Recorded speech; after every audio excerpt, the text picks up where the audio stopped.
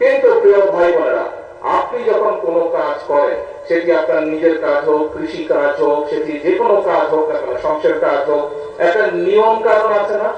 যে কোনো কাজ করতে তো কাজের একটা নিয়ম কারণ আছে। এই নিয়ম কারণটাকে মেনে নিয়েই তো কাজটা করতে হয়, তাই নয় কি? আপনি যদি হাঁস করেন, গরু করেন, ছাগল করেন, ধান চাষ করেন, সবজি শাকসবজি চাষ করেন, তাতেও তো নিয়ম আছে। কখন আপনি বীজ বুনবেন, কখন আপনি পানি দিবেন, কখন আপনি সার দিবেন, নিয়ম কারণ আছে না? ঠিক যে কোনো অন্যায়কারী তাকে শাস্তি দিতে হলে, তাকে তার বিচার করতে হলে সরকারের কতগুলো নিয়ম কারণ আছে। এখন আমরা খেয়াল করছি প্রিয় ভাই বোনেরা, গত কয়েকদিন ধরে কিছু সংখ্যক মানুষ, আপনারাও খেয়াল করেছেন, পত্র পত্রিকায় দেখেছেন, আপনারা রেডিও টিভিতে দেখেছেন, আপনারা কিছু সংখ্যক মানুষ একটা পরিস্থিতি তৈরি করার চেষ্টা করছে। রাস্তাঘাট বন্ধ করে দিচ্ছে, যানবাহন চলাচল বন্ধ করে দিচ্ছে, এখানে আগুন ধরাচ্ছে, ওখানে উত্তেজনা সৃষ্টি করছে। এই কাজগুলো যারা তারা করে, তাহলে আপনারা কি মনে করেন, প্রথমেই কি আইনের শাসনকে তারা বাধাগ্রস্ত করছে না? আইনকে আইনের মতন কি চলতে দিচ্ছে? দিচ্ছে না। প্রিয় ভাই বোনেরা, আমরা খেয়াল করে দেখেছি যে এই যে অন্তর্বর্তীকালীন সরকার যখন ক্ষমতায় ছিল, এই 12 তারিখের নির্বাচনের আগে অন্তর্বর্তীকালীন সরকার ছিল, সেই সময় আমরা দেখেছি দেশে কয়েকটি দুঃখজনক এরকম অন্যায় ঘটেছে।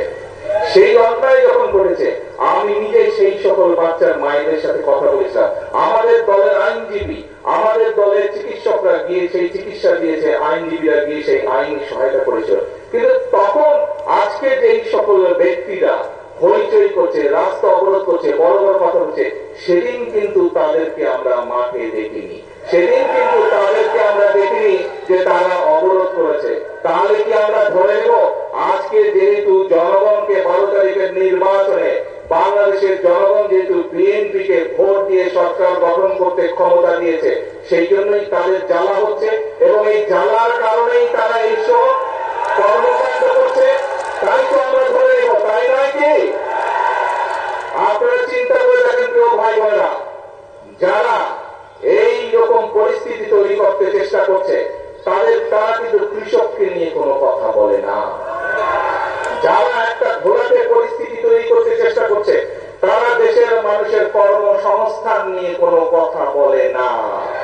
যারা এই ধরনের পরিস্থিতি তৈরি করার চেষ্টা করছে, রাস্তাঘাট বন্ধ করে দিয়ে অবরোধ করার চেষ্টা করছে, তারা কিন্তু কৃষকের খাল কাটার কথা বলে না, তারা কৃষক কার্ডের কথা বলে না।